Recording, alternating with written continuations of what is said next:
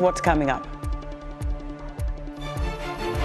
U.S. President Joe Biden meets with Angolan President João Lourenço in Luanda, fulfilling his promise to visit Africa before leaving office. Exiled Russian opposition awaits U.S. President-elect Donald Trump's campaign promise to quickly end Russia's war with Ukraine. And the United Nations Children's Fund raises the alarm over the high rate of new HIV infections among young women and girls. All this and much more coming up on today's Africa 54.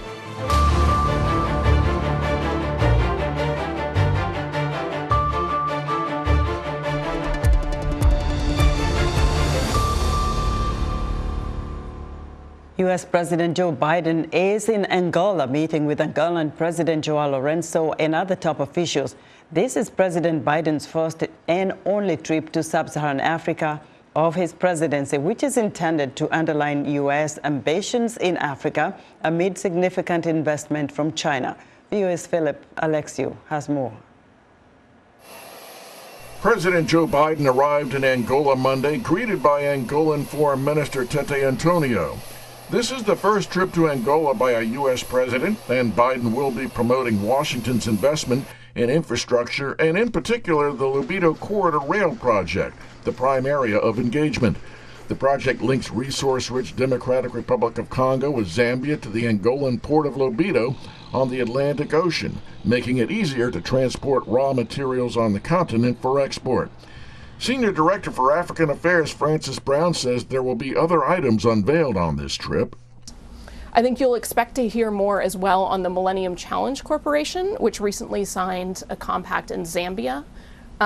So part of that broader Lobito Corridor effort. I think you'll hear a lot from the president on that.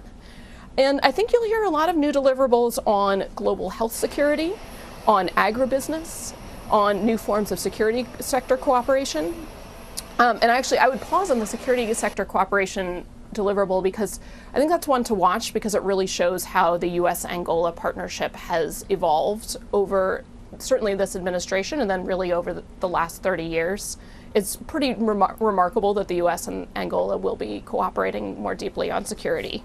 As Biden talks with Angolan President João Lourenço, he'll also meet Zambian leader President Hakainde Hichilema and visit the National Slavery Museum, where Biden is expected to deliver a speech acknowledging the history of slavery and looking forward to a future benefiting both countries. Biden promised to visit Africa last year after reviving the U.S.-Africa Summit in December 2022. The trip was pushed back to 2024 and delayed again this October because of Hurricane Milton. This trip comes as the president announced back home prior to this trip that he is pardoning his son Hunter Biden of a possible prison sentence from felony gun and tax convictions after telling the country repeatedly he would not pardon his son. Philip Alexiou, VOA News, Washington. Namibia's ruling the Southwest Africa's People's Organization Party is leading both the presidential and parliamentary races on Tuesday, a week after voting took place in an election marred by technical challenges. SWAPO, which has governed the Southern African nation since leading it to independence from apartheid South Africa in 1990, fielded Vice President Netumbo Nandi-Ndaitwah as its presidential candidate. If victorious, she would become Namibia's first female leader. Results were initially expected a few days after the November 27th poll, but voting was extended to November 30th at several polling stations after some voters were unable to cast their ballots on election day due to technical difficulties and ballot paper shortages. The exiled Russian opposition is looking to organize common strategy while waiting for U.S. President-elect Donald Trump to fulfill his campaign promises to end Russia's war with Ukraine, something they fear could mean a loss of U.S. support. Elizabeth Chernoff narrates this report from Ricardo Marquina. After nearly 3 years of full-scale war in Ukraine, the Russian opposition to President Vladimir Putin is at a difficult crossroads. With the movement's prominent figures in exile and those left behind forced to remain silent or face imprisonment, the opposition finds itself with no clear leadership. One of Putin's main opponents, Ilya Yashin, welcomes us in Berlin. where he resides after being released from a Russian prison as part of a historic swap in August. The Russian opposition had a leader, Boris Nemtsov. He was killed. The Russian opposition had another leader, Alexei Navalny. He was arrested and poisoned in prison. Today, there is no current task to join around one person. It seems to me that it is much more important to consolidate around common values. The values of freedom and justice underpin the opposition's demands at a big November demonstration in Berlin, namely the withdrawal of Russian troops from Ukrainian soil, freedom for political prisoners in Russia, and bringing Putin to justice. The transfer of power in Washington next month is cause for concern among Russia's opposition in exile, which is waiting to see whether Donald Trump's pledge to quickly achieve peace in Ukraine will represent a radical change in military and political support for Kyiv. Trump has pledged to end the war before he takes office, but not said how. During a campaign debate in September, he refused to say that he wants Ukraine to win. Until now, in the U.S. Congress, both Democrats and Republicans agree that Ukraine must be supported and that Putin is an aggressor. Now, another president will come, but we think the Congress continues to allocate money and will continue to allocate money to Ukraine. But focusing solely on the actions or desires of the new administration is misguided, say some observers who consider it naive to think Putin wants peace. From Putin's point of view, the Russian army is advancing. The economy continues to hold. Now, for the Kremlin, there is no need to compromise. So I would say that Trump will really try, but sooner or later, most likely, the United States will return to help Ukraine. The war will continue. The war in Ukraine has been escalating ahead of the coming changes in Washington. Trump takes office January 20th. Meanwhile, exiled members of Russia's anti-war movement are trying to find a way to address a new reality. For Ricardo Marquina in Berlin, Elizabeth Chernev, VOA News. More than a year after the death of the leader of Russia's Wagner Group, Russian mercenaries aren't going away. If anything, experts say the Russian state is taking them under control. Matthew Kofa explains. Up until his death in August of 2023, Yevgeny Prigozhin was the leader and face of the mercenary Wagner Group. In 2014, the group began sending thousands of mercenaries to fight for Russia's interest in Ukraine and the Middle East. We saw a lot of close cooperation with the Ministry of Defense and other Russian institutions in places like Ukraine in 2014, in Syria. The group also began operating in Africa. By the end of 2019, Wagner had offices in 20 African countries. Claims began to surface that Wagner was responsible for war crimes and the murder of African civilians. But once you were getting to these places in sub-Saharan Africa, really there wasn't much of a Russian state presence except for Yevgeny Prigozhin's structures. And so Prigozhin and Wagner were very much actually creating what Russia's national interests in Africa in these places were. But in June of 2023, Prigozhin's relationship with the Kremlin ended after he led a brief uprising against the Russian authorities. Just 2 months later, he died in a plane crash. Some analysts believe he was intentionally killed. Since then, the Kremlin integrated the Wagner Group into the Russian military. Over the last year and a half, we've seen Prigozhin's empire pulled apart into a variety of structures. Someone goes to the defense ministry. Someone goes to the Russian National Guard. Someone goes to Chechnya's Akhmat Special Forces. Someone goes elsewhere. Ukrainian analyst Maria Kucherenko says the changes point to the role of Russia's military intelligence, commonly known as the GRU, in Wagner. From the very beginning till now, it was under the command of GRU, and actually nothing has changed when it comes to the main structure responsible for the existence and for the activity of this group. Wagner no longer officially fights in Ukraine, but ex-mercenaries do. That conflict could determine the future role of Russian mercenaries abroad. The Russian government will have a huge human resource of veterans who fought in this war, and they can probably be used in other, far-off conflicts. For Matthew Kupfer in Washington, Anna Rice, VOA News. We're going to circle back to our top story on President Joe Biden's visit to Angola. And for more on that visit, I'm joined by Sylvie Bello, founder of the Cameroon American Council. Sylvie, welcome to Africa 54.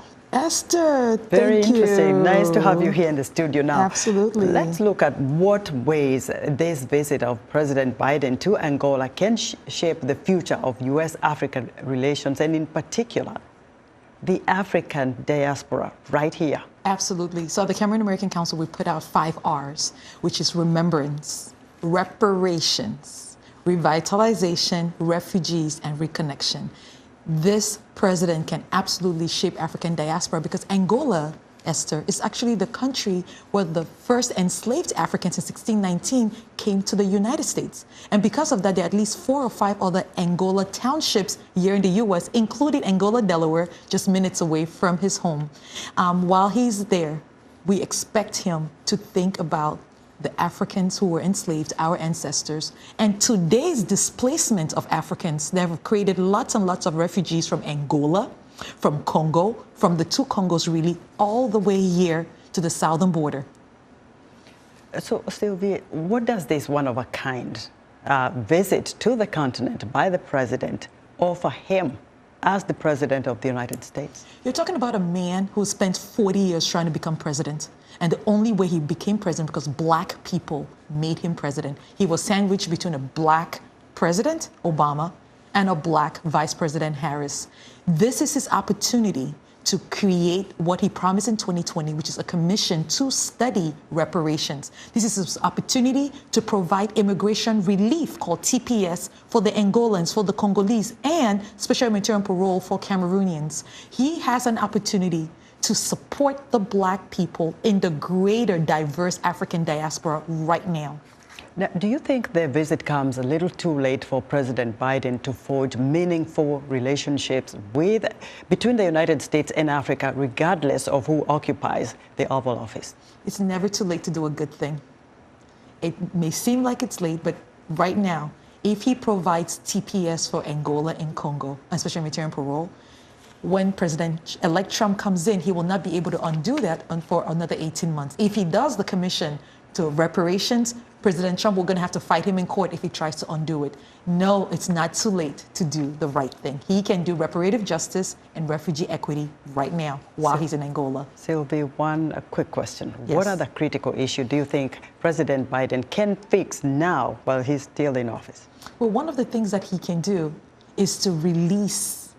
He has executive power, right? He can provide immigration relief, which supports Africans in America, and by that doing, it supports Africans back home. He's talking about the Lobote rail. He can increase that to make sure that blacks, American, have stake in those contracts, and that is not only white corporations. Those are things he can do right now. Those are the equitable things he can do right now while he's in office for the next couple of weeks. Refugee equity and reparative justice. Wish we had a whole hour. I think we can have a big conversation here. Thank you so much, Esther, invite me back. Yes, you will. Sylvie Bell is founder of the Cameroon American Council. South Korean President Yoon Suk-yeol has declared an emergency martial law, accusing the country's opposition of controlling the parliament and paralyzing the government with anti-state activities. President Yoon made the announcement during a televised briefing Tuesday. He is vowing to eradicate pro-North Korean forces and protect the constitutional democratic order.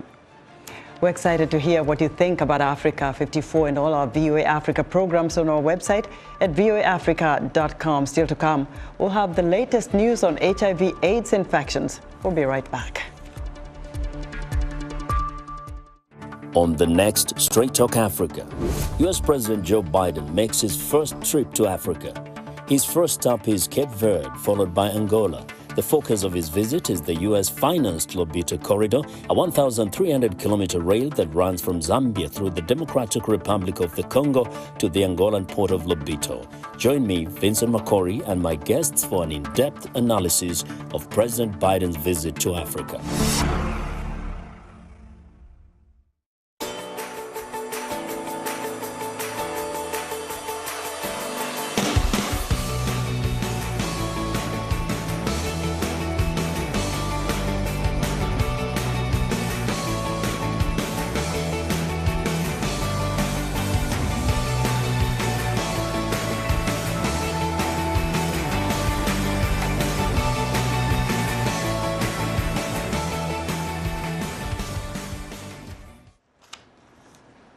In other news, Chadian President Mahamat Idriss Déby is defending his decision to sever military ties with France, saying that their defense pact no longer meets Chad's security needs. The decision requires France to withdraw its troops from the Central African nation and echoes growing anti-French sentiment with the civil society groups who say it is long overdue. Melinda French Gates is offering to match up to $1 million in gifts to two non-profit organizations to help spur donations on Giving Tuesday. The Tuesday after Thanksgiving, Giving Tuesday has become a major annual fundraising day for non-profits. Through her organization, Pivotal Ventures, French Gates will match up to $500,000 in donations to the Vote Mama Foundation and the Rosalind Carter Institute for Caregivers. And the war in Sudan is creating vast hunger, including famine. Food in the markets is sparse. Prices are spiking. And aid groups say they struggle to reach the most vulnerable as warring parties limit access. The hundreds of thousands of people who have fled into Chad are still finding it difficult to feed themselves and their children. Among the lasting effects of Russia's war in Ukraine is the mental health toll the conflict is taking on the country's children. Studies show a large number of disorders, including OCD and PTSD among children, whose parents often also need help. Licia Bakalet has more from Kyiv. The room where Lev and Thea are playing trampoline on the sofa, hit by a Russian projectile at the beginning of the full-scale invasion in February 2022. Fortunately, the family managed to leave before the attack.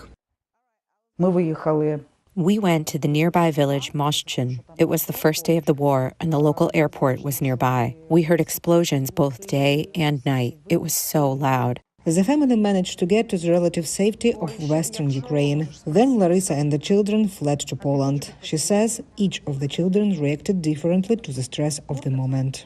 My youngest daughter was 2 years old, and she was not very aware of what was happening. My middle son was very afraid. He was 6 at the time, and he could not even sleep. And the eldest closed in on himself. The middle son, Lev, did not sleep well and developed anxiety. It was not only the fear of loud noises. He became afraid of the sight of blood. With every scratch, he asked me if everything would be all right with him. Anxiety is the most common complaint at the Voices of Children charitable foundation, which provides psychological support to children suffering from the war. OCD symptoms may appear, doing some kind of rituals that seem to ensure that everything will be okay. The child may bite his lips or pick his nails, washing hands so often that the skin is damaged. The foundation staff say it is often difficult for children to socialize, so they have special arts classes like this one, where children create stories. Many are internally displaced children who recently moved to Kyiv and studied online before. At the first meeting, one girl from Kharkiv couldn't come to the class and mostly stayed in the corridor. It took her about 2 hours to join us. 44% of Ukraine's children show signs of post-traumatic stress disorder, according to a UNICEF-sponsored study. More children with PTSD symptoms are from the regions where hostilities occurred or that were under occupation. Among symptoms are intrusive thoughts and avoidance behavior, where a child says, "I won't go to school. I remember that there were troops stationed there." Larissa decided to visit a psychologist when she realized that her son Lev was becoming completely different from his former self. But she says it turned out she needed help as well. I transferred all my worries to the children, and mostly it affected my middle son. A psychologist said Lev has so many fears and has stopped trusting even me. Working with a specialist helped both Lev and Larissa. But Yana says the family realized they all needed to return home. Their city was unoccupied, their apartment restored.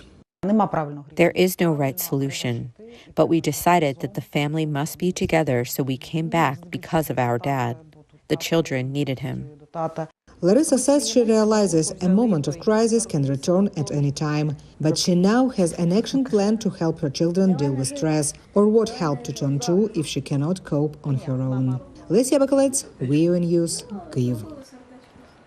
It's time for Health Report, and joining us now is Africa 54 Health correspondent Lino Mudu with the latest news on HIV/AIDS. Hello, Lino. Hello, Esther. Hello, everyone. Health authorities in the Democratic Republic of Congo told Reuters a mysterious disease has claimed the lives of at least 143 people in the country's southwestern Kwango province. Local authorities revealed that the death occurred in November and were accompanied by flu-like symptoms, including high fever and severe headaches. Many sick individuals are succumbing to the illness at home due to a lack of treatment, and women and children are the most seriously affected. The World Health Organization confirmed it was alerted to the outbreak last week and is now collaborating with Congo's Public Health Ministry to investigate the disease. The United Nations Children's Fund is raising the alarm over the high rate of new HIV infections among young women and girls, warning they lacked access to prevention and treatment. In a recently released report, UNICEF says that 96,000 girls and 41,000 boys between 15 and 19 were newly infected with HIV in 2023. In sub-Saharan Africa, 9 out of 10 new HIV infections among 15 to 19-year-olds were among girls. Around 1.3 million people contracted the disease in 2023. As many as 77% of adults living with HIV have access to antiretroviral therapy, but just 57% of children 14 and younger and 65% of teenagers aged 15 to 19 can obtain life-saving medicine, according to UNAIDS. Experts say violence against women and girls is one of the drivers of the high rate of HIV/AIDS among this population. According to the UN, almost 1 in 3 women worldwide has been subjected to physical or sexual intimate partner violence, non-partner sexual violence, or both at least once in their life. The Global 16 Days campaign is an international campaign to challenge violence against women and girls. The campaign runs yearly from November 25th to December 10th. The Medical Women's Association of Nigeria is advocating for the rights and safety of women and girls. Joining me today is Rosemary Ogu, president of the Medical Women's Association of Nigeria. Professor Ogu, thank you so much for joining us today. What is your reaction to the impact of violence against women and girls on their HIV infection rate? My reaction is one of horror. It's horrifying. It's really horrific to see what kind of results that we have. It's a terrible thing. Yes, it's a terrible thing. And the theme this year for the 16 days of activism against gender-based violence is time to act now. What do these actions look like for the Medical Women's Association of Nigeria? Where are the urgencies? So for us at the Medical Women's Association of Nigeria, we're looking at educating female health workers because we need them to be able to know how to respond to victims. We need them to know what exactly to do to ensure that victims are okay and that victims have justice, because justice is one of the endpoints. If you have the violence perpetrated against you and there's no justice, you don't heal. So part of what the Medical Women's Association is doing is ensuring that the healthcare workers can respond to these victims appropriately. What specific challenges do female health workers face regarding gender-based violence, and what steps is your organization taking to address these issues? So what we are doing as an organization for this year's 16 days of activism is partnering with organizations, other organizations, non-governmental organizations, agencies.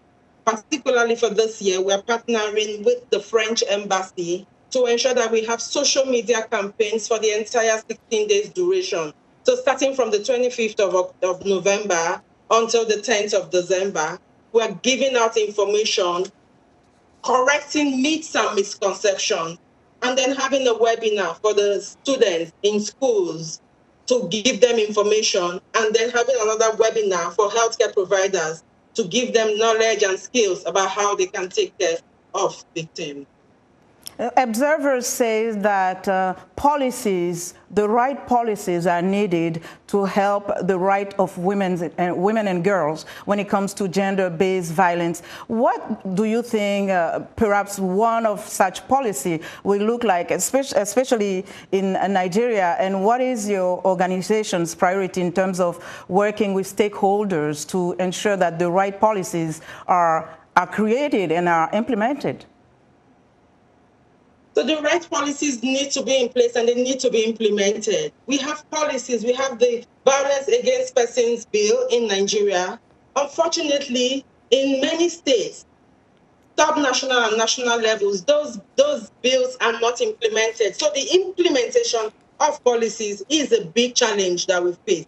So as Medical Women's Association of Nigeria, we advocate to policymakers, to healthcare providers, to government, to agencies, to you and media partners, to let everyone know that we need the right policies in place and we need those policies to be implemented to be able to bring justice and closure for our women and our girls. Briefly, what is your message? Just concluded International World HIV Day. You can see that the prevalence is increasing from violence. All right, it's the violence being perpetrated is increasing the prevalence of HIV. So we need to do a lot to ensure that we can bring down the prevalence and give people support.